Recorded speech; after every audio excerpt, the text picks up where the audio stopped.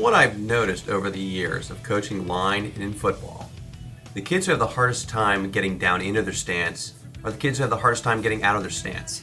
Therefore, we must develop a strength and conditioning program that replicates what they need on the field.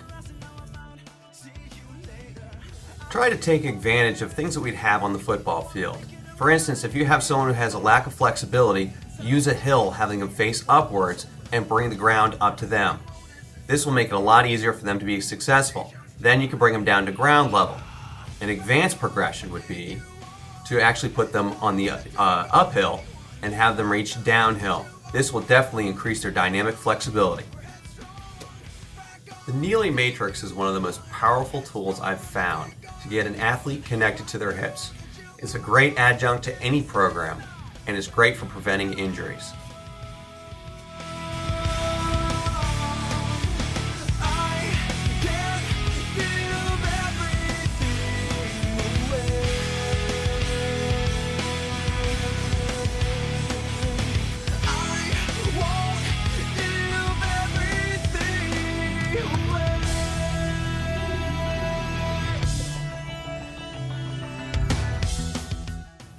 No matter what age the athlete is, we must first teach them to control their own body weight before we would ever consider putting weights in their hands.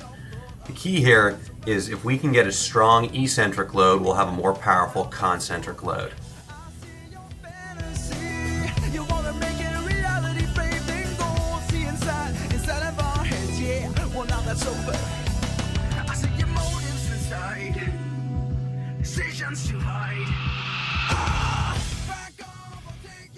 To get athletes started, a drop step is an effective tool to get a nice eccentric load of the hip.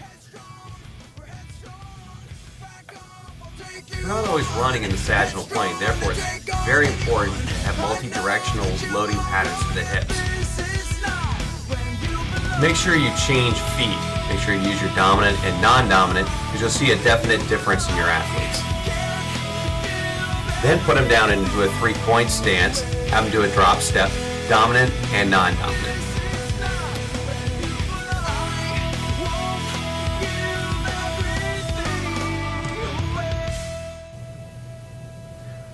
On the line, we're not always firing out straight ahead.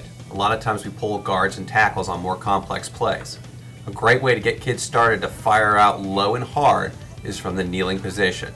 We can fire out straight ahead, and we can also fire out to the side and change which leg we use as our dominant.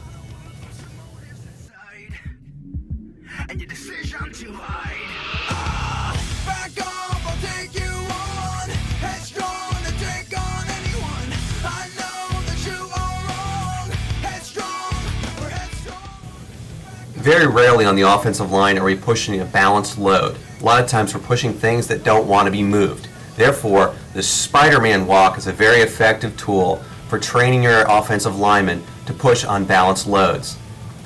Level ground is a pretty advanced progression. You may want to start with the younger athletes especially up at the top of a hill and have them work backwards down the hill. Gravity will actually assist in loading their hips and they'll be pushing less body weight. Then move them to level ground, and then for your really advanced athletes, have them try going head first down a slight incline.